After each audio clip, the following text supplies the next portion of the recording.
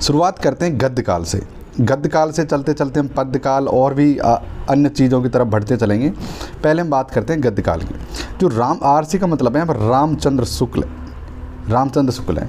RC ने यानी रामचंद्र शुक्ल ने आधुनिक काल को गद्य काल की संज्ञा दी, आधुनिक काल को गद्य काल की संज्ञा दी। लेकिन उससे ज़्यादा इंपॉर्टेंट बात यह है कि रामचंद्र शुक्ल पहले ऐसे आलोचक हैं जिन्होंने गद्य और पद्य खंड को विभाजन करके देखा। यानी आधुनिक काल के जो काल हैं, कालखंड है गद्य और पद्य, उनको सबसे पहले इन्होंने दो नज़रों से देखा कि ये दोनों चीज़ें अलग अलग हैं। ये रामचंद्र शुक्ल ने ऐसा किया।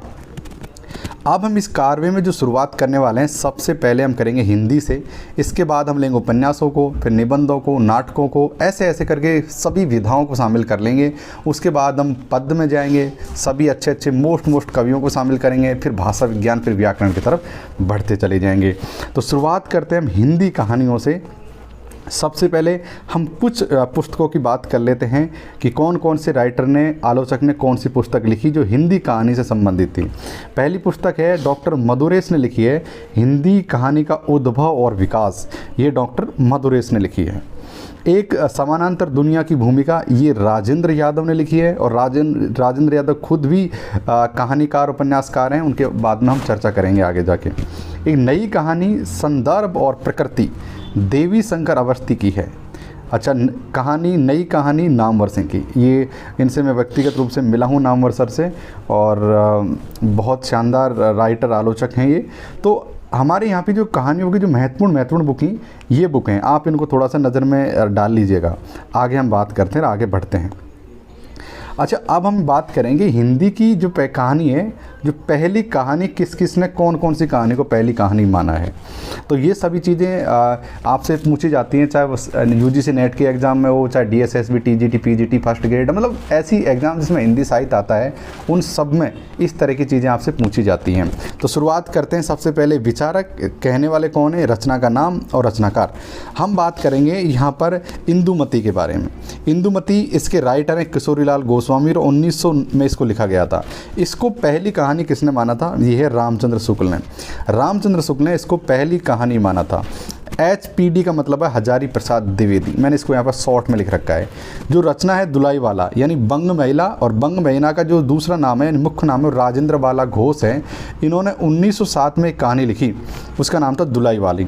अच्छा, दुलाई वाली जो कहानी है उसको हजारी प्रसाद द्विवेदी ने पहली कहानी माना। और आगे बढ़ते हैं। रामचंद्र शुक्ल ने खुद ने एक किताब लिखी जिसका नाम था, माफ़ करना, एक कहानी लिखी जिसका नाम था 11 वर्ष का समय। 1903 में ये कहानी लिखी, और इसको लक्ष्मी नारायण ने इसको पहली कहानी माना, जबकि खुद रामचंद्र शुक्ल इंदुमती को पहली कहानी मानते हैं, और ये 1900 में लिखी गई थी। जबकि रामचंद्र शुक्ल ने जो कहानी लिखी है 1903 में लिखी है। आगे हम बात करते हैं रानी केतकी की कहानी, जो सब जानते हैं, इंशाअल्लाह खान ने इसको लिखा है 1803 में। और इसके जो आलोचक है जिन्होंने इसको पहली कहानी माना है, वो है लक्ष्मी सागर वारसेन। इन्होंने इसको पहली कहानी माना है। इसके अलावा अजय तिवारी हैं, इतना महत्वपूर्ण नहीं है लेकिन फिर भी हम देख लेते हैं। जमींदार का दृष्टांत एक न्यूटन की कहानी है, और 1871 में लिखी गई थी, उसको पहली कहानी मानते हैं। लेकिन आप इन पर फोकस कीजिए, क्योंकि मेरा हमेशा से मानना है कि क्या पढ़ना है उससे ज़्यादा महत्वपूर्ण ये हो जाता है कि क्या हमें छोड़ देना है। तो हम यहाँ पर इंपॉर्टेंट चीज़ों को कवर करेंगे, और ब्रीफ में और बहुत डिटेल के साथ बहुत अच्छी तरीके से देखते हुए चलेंगे। आपका काम है नीचे बने रहना। आपका कोई भी सवाल, सुझाव, ये पहला वीडियो है इसलिए नीचे कमेंट्स में ज़रूर बताना, और प्रत्येक आदमी इस वीडियो को लाइक करो, ताकि मुझे आइडिया हो जाए कि यार जो मैं बता रहा हूँ वो ठीक बता रहा हूँ। ठीक है, डॉक्टर बच्चन सिंह के बारे में बात करते हैं। जो एक कहानी थी किशोरीलाल गोस्वामी ने लिखी थी, और 1867 में लिखी थी। उसको परिणय थी उसका नाम, और उसको बच्चन सिंह ने पहली कहानी माना। अच्छा, और ही महत्वपूर्ण कहानी है उसने कहा था। वो कहानी है चंद्रधर शर्मा गुलेरी की, और 1915 में सरस्वती पत्रिका में उसका प्रकाशन हुआ था। उसने कहा था कहानी बहुत ही ज़्यादा महत्वपूर्ण क्यों है, क्योंकि यहाँ से ही फ्लैशबैक जो पद्धति है कहानियों में, मतलब आज के दौर से पीछे की जो फ्लैशबैक, आज की मूवी में नहीं था फ्लैशबैक, उस तरह की जो पद्धति है पहली बार साहित्य जगत में उसने कहा था कहानी से आया था। जिसमें 2-3 पात्र हैं, एक युद्ध का चित्रण है, और बहुत शानदार है। इसमें आप लोगों ने सभी ने पढ़ी होगी, अगर नहीं पढ़े तो ज़रूर पढ़ना। उसने कहा था चंद्रधर शर्मा गुलेरी की है ये। अच्छा, अब बात करते हैं इसको पहली कहानी किसने माना। राजेंद्र यादव और डॉक्टर मधुरेश ने इस कहानी को पहली कहानी माना। अब हम बात करते हैं यहाँ पर देवी प्रसाद पूर्ण के बारे में।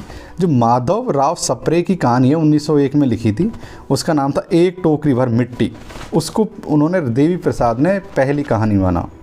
तो और ये छत्तीसगढ़ मित्र पत्रिका में प्रकाशित है। दोस्तों हम एक बार दोबारा से देख लेते हैं हमारी चीज़ों को, हमने कौन कौन चीज़ें पढ़ी हैं ताकि हमारे जहन में बैठ जाएं। हमने पहली बार पढ़ा है कि किशोरीलाल गोस्वामी की है रचना इंदुमती, जिसको रामचंद्र शुक्ल ने पहली कहानी माना है। मंग महिला की है इंदु दुलाई वाली, जिसको हजारी प्रसाद द्विवेदी ने पहली कहानी माना है। और 11 वर्ष का समय जो खुद रामचंद्र शुक्ल की रचना है, उसको लक्ष्मी नारायण ने पहली कहानी माना है, जबकि रामचंद्र शुक्ल खुद इंदुमती को पहली कहानी मानते हैं। इंशाअल्लाह खां की कहानी है रानी केतकी की कहानी, जो 1803 में प्रकाशित थी। लक्ष्मी सागर वारसेन इसको पहली कहानी मानते हैं। इसके बाद हम आगे बढ़ते हैं बच्चन सिंह के बारे में। किशोरीलाल की उस्मानी की जो कहानी है पंडिनी परिणय को पहली कहानी मानते हैं, और उसने कहा था को मानते हैं राजेंद्र यादव और डॉक्टर मधुरेश। ये हमने सीधा सीधा यहाँ पर बात कर ली है। अब दोस्तों हम यहाँ पर ऐसी बात करेंगे, कुछ कथनों को लेंगे, मतलब कुछ कथनों को लेंगे, जैसे रामचंद्र शुक्ल के क्या कथन हैं, प्रेमचंद के क्या हैं, प्रसाद के क्या हैं, कहानियों से संबंधित जो आपकी यूजीसी नेट या फर्स्ट ग्रेड सेकंड ग्रेड में जो क्वेश्चंस आते हैं ना, जो कथन निष्कर्ष वाले साहित्य में, वो यहाँ से बनते हैं इस तरह के। तो इसलिए मैंने कुछ मुख्य मुख्य बातें लिखी हैं। अच्छा, रामचंद्र शुक्ल का कथन है, यदि मार्मिकता, ध्यान से सुनो और लिखते जाओ, यदि मार्मिकता के दृष्टिकोण से हिंदी की भाव प्रधान कहानियों को चुना जाए तो इंदुमती, 11 वर्ष का समय और दुलाई वाली हैं। इन्होंने क्या कहा, यदि मार्मिकता के दृष्टिकोण से हिंदी की भाव प्रधान कहानियों को चुना जाए, यानी हिंदी की जो भाव प्रधान कहानी है उनको अगर मार्मिकता की दृष्टि से चुना जाए, जो पहली कहानियाँ होगी इंदुमती और 11 वर्ष का समय और दुलाई वाला, इन तीनों को उन्होंने शामिल किया है। अब एक और महत्वपूर्ण बात उन्होंने कही कि इंदुमती को हिंदी की पहली कहानी कहा जा सकता है यदि वह किसी बांग्ला कहानी टेम्पेस्ट का छाया अनुवाद नहीं होती तो, जबकि खुद रामचंद्र शुक्ल ने ही इस कहानी को पहली कहानी माना है, जो 1900 में छपी थी। खुद रामचंद्र शुक्ल की कहानी 1903 में छपी थी, उसको आप मैंने ऊपर वीडियो में बताया था, लक्ष्मी नारायण वारसेन, उन्होंने उसको पहली कहानी माना है। तो खुद रामचंद्र शुक्ल को इसको पहली कहानी मानते हैं, लेकिन ये कहते हैं कि अगर ये बांग्ला कहानी का छाया अनुवाद नहीं होती तो और ज़्यादा बेहतर होता। अब मैं एक छोटा सा क्वेश्चन ले लेते हैं यहाँ पे, रामचंद्र शुक्ल ने हिंदी की पहली कहानी किसे माना। ये मैं कह रहा हूँ आपको, इंदुमती को माना। ठीक है, आप मुझे यहाँ पर बताइए कि इंदुमती के राइटर कौन है। आप मुझे नीचे लिख कर जरूर से बताइए कि इंदुमती के राइटर कौन है, जो मैंने पहले बता दिया था, ताकि आप कितना लोग याद रख पा रहे हो। इंदुमती के राइटर कौन है, नीचे कमेंट्स में लिखो। अच्छा, रामचंद्र शुक्ल ने हिंदी की पहली मौलिक कहानी किसे माना है, और वह 11 वर्ष का समय संकेत किया है। अच्छा, पहली मौलिक कहानी किसे माना है, यह है 11 वर्ष का समय। और हिंदी की पहली कहानी किसे माना है, वो है इंदुमती। कंफ्यूज होने की बिल्कुल भी आवश्यकता नहीं है कि जो पहली कहानी, हिंदी की पहली कहानी, ध्यान से देखो कि हिंदी की पहली कहानी इंदुमती, हिंदी की पहली मौलिक कहानी 11 वर्ष का समय, रामचंद्र शुक्ल ने माना। तो इन दोनों पर कंफ्यूज होने की ज़रूरत नहीं है, इसलिए मैंने एक साथ लिख दिया इनको। अब हम आगे बात करते हैं यहाँ पर अक्ति पंक्तियों के बारे में। वो है विलियम शेक्सपियर ने अंग्रेजी में टेम्पेस्ट कहानी लिखी, जिसका बांग्ला भाषा में अनुवाद हुआ। टेम्पेस्ट कहानी लिखी जिसका बांग्ला भाषा में अनुवाद हुआ। यही है विलियम शेक्सपियर जिसके बारे में बात कर रहे थे ऊपर, रामचंद्र शुक्ल जी। और रामचंद्र शुक्ल हिंदी साहित्य में एक, ये लगा लो इतने बड़े आदमी हैं, उनका कद इतना बड़ा है कि अगर वो कोई भी बात कह दें तो उनके सामने या उनकी बात की खिलाफत करने की हिम्मत हर किसी राइटर आलोचक की नहीं थी। तो रामचंद्र शुक्ल अगर उन्होंने कोई बात कही है तो वो बहुत हद तक रिलेवेंट होती थी। अच्छा, आप बात करते हैं इंदुमती पर अनुवाद का आरोप लगाया जाता है। राजेंद्र बाल घोष की कहानी है कुंभ में छोटी बहू और चंद्रदेव से मेरी बातें, माफ़ करना यहाँ पर थोड़ा सा फंबल हो गया था। कुंभ में छोटी बहू और चंद्रदेव से मेरी बातें, ये जो कहानी है इसको पहली राजनीतिक कहानी माना जाता है। ये जो कहानी है ये पहली राजनीतिक कहानी, हिंदी की पहली राजनीतिक कहानी है राजेंद्र बाला घोष की चंद्रदेव से मेरी बातें। और इसी तरह के क्वेश्चंस पूछे जाते हैं कि पहली राजनीतिक कहानी कौन सी है, पहली ऐतिहासिक कहानी कौन सी है, पहली सांस्कृतिक कहानी कौन सी है। तो इनमें हमेशा कन्फ्यूज़न होता है और लोग इसको सही से नहीं कर पाते। इसलिए मैंने ऐसे क्वेश्चनों को चुन चुन कर इन नोट्सों में रखा है और सवालों को हटा दिया है। मैंने सार लिखा है, बहुत शानदार कई किताबों का क्रक्स मैंने लिखा है और इन्हीं के बिहाफ पर मैंने कई बार JRF की है और मैं PhD काफ़ी अच्छे मुकाम पर हूँ हिंदी साहित्य के इस समय। तो हम कह सकते हैं कि जो राजनीतिक कहानी है वो है चंद्रदेव से मेरी बातें, जो राजेंद्र बाला घोष ने लिखी है। बहुत इंपॉर्टेंट बिंदु था, आपको स्टार बनाकर इसको रख लेना चाहिए। इसी तरह से देखो कि मैं कह रहा था कि ऐतिहासिक कहानी कौन सी हो सकती है। राखी बंद भाई वृंदावन लाल वर्मा ने लिखी थी, वो हिंदी की पहली ऐतिहासिक कहानी है। वृंदावन लाल वर्मा ने जो कहानी लिखी है वो पहली ऐतिहासिक कहानी उसको माना जाता है। आगे हम बात करते हैं कि हिंदी उपन्यास कोश के संपादक गोपाल राय ने, ध्यान से देखो इसमें 3 क्वेश्चन एक साथ सामने शामिल कर ले। हिंदी उपन्यास के कोश के संपादक कौन है? गोपाल राम। एक क्वेश्चन तो हमारा ये हो गया। इन्होंने रानी केतकी की कहानी को गद्य कथा कहा। अब इसमें डायरेक्ट क्वेश्चन आ जाता है कि रानी केतकी की कहानी को गद्य कथा किसने कहा, तो हम डायरेक्ट कहते हैं गोपाल राम ने। और उपन्यास कोश के संपादक कौन है? तो गोपाल राय। तो इस तरह की मतलब चीज़ें आपको, मेरा कहने का मतलब नोट्स बनाना सीख लो। एक लाइन में कई चीज़ों को रिलेवेंट करना ही बहुत अच्छी तकनीक है, ताकि हम कम शब्दों में ज़्यादा चीज़ों को पढ़ सकें और याद रख सकें। यही ट्रिक्स होनी चाहिए आदमी के पास में। आगे हम बात करते हैं कि कहानी कला के संबंध में विचार, और जो कहानी के बारे में लोगों के क्या क्या विचार हैं ये हम जान लेते हैं। ओके, कहानी को आरंभ में आख्यायिका भी कहा जाता है, ये ध्यान रखो। कहानी को पहले कहानी ना कर आख्यायिका कहते थे या हैं। कहानी की कोई निश्चित परिभाषा नहीं दी सकती। एक बात, ये हमेशा कथन के जो क्वेश्चन आते हैं कि इसमें कौन सा कथन सही है, कौन सा कथन गलत है, वो ये क्वेश्चन आते हैं ये, और इन्हीं को ही स्टूडेंट गलत करते हैं। तो इनको कहानी को आख्यायिका कहा जाता है। दूसरी, कहानी की कोई परिभाषा निश्चित नहीं होती। कहानी का स्वरूप और अवधारणाएं बदलती रहती हैं हमेशा। अब हम बात करते हैं यहाँ पे कि मुंशी प्रेमचंद ने कहानियों के बारे में उनके क्या विचार हैं, क्योंकि उन्होंने खुद ने 300 से ज़्यादा कहानी लिखी, कहानी सम्राट, उपन्यास सम्राट हैं ये, कि उनके क्या विचार हैं कहानी के बारे में। अच्छा, प्रेमचंद ने कहानी कला के नाम से 3 निबंध लिखे। पहले ये नोटेबल बिंदु है कि कहानी कला के नाम से 3 निबंध लिखे हैं। महत्वपूर्ण चीज़ तो ये है, जो साहित्य के उद्देश्य निबंध संग्रह में संकलित हैं। ये फैक्चुअल क्वेश्चन ऐसे पूछे जाते हैं आपसे। अब उनके क्या विचार हैं ये देख लेते हैं हम। उनके पहला विचार ये कि आख्यायिका यानी कहानी केवल घटना मात्र होती है। अगले है कि कहानी मनुष्य के जीवन की आलोचना है। सबसे अच्छी कहानी वह है जो किसी मनोवैज्ञानिक सत्य पर आधारित हो। सबसे अच्छी कहानी कौन सी मानी? जिसको कोई मनोवैज्ञानिक सत्य पर आधारित हो, वो कहानी अच्छी कहानी है।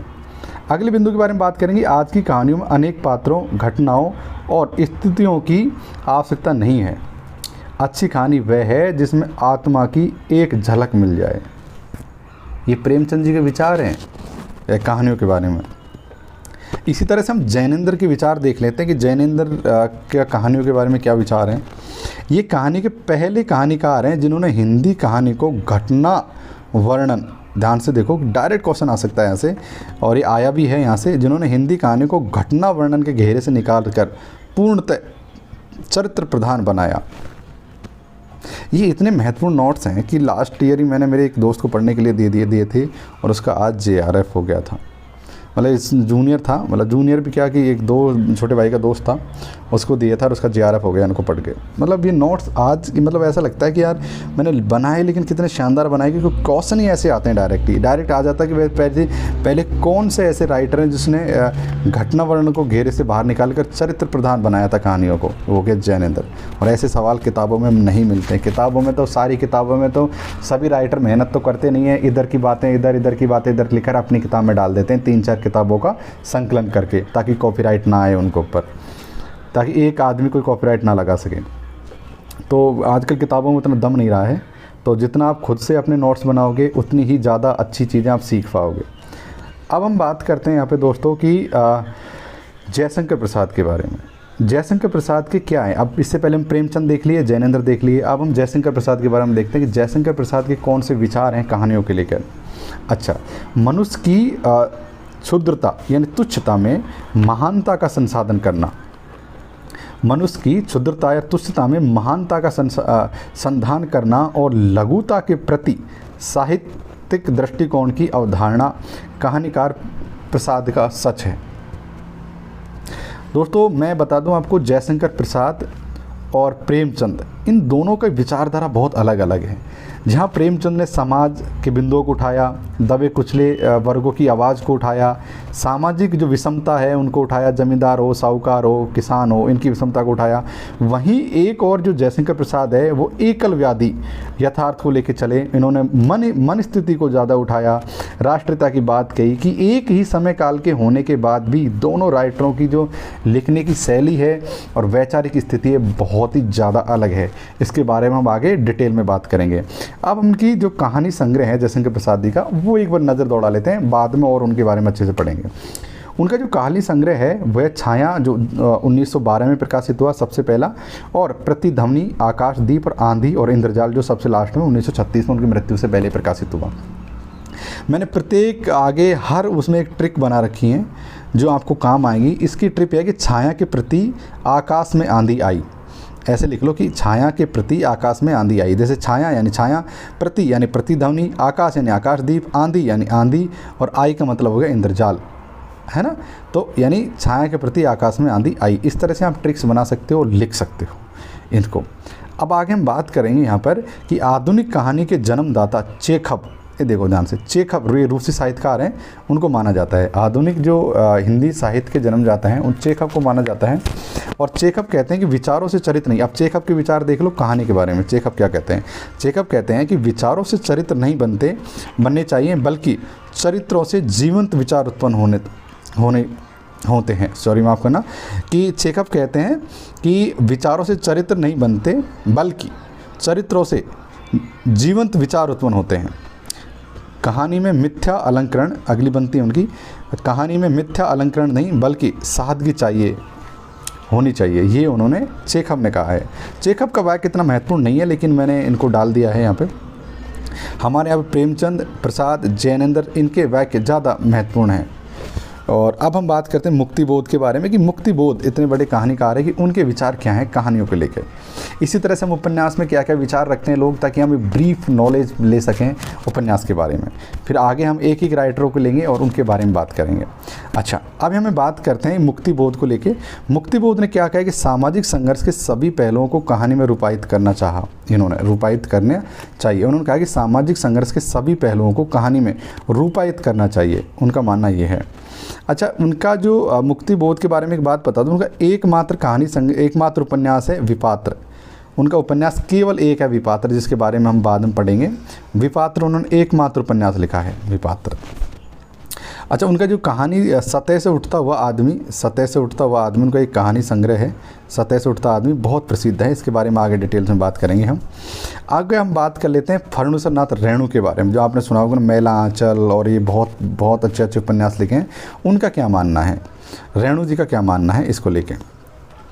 रेणु कहते हैं कि कहानी में मैं, ये सब पर ध्यान दो, कहानी में मैं स्वयं को ढूंढता हूँ, कहानी में मैं स्वयं को ढूंढता फिरता हूँ, मन की खिड़की से झांकते चेहरे बोलते नहीं है क्या। ये उन्होंने कहानियों के बारे में विचार व्यक्त किए हैं।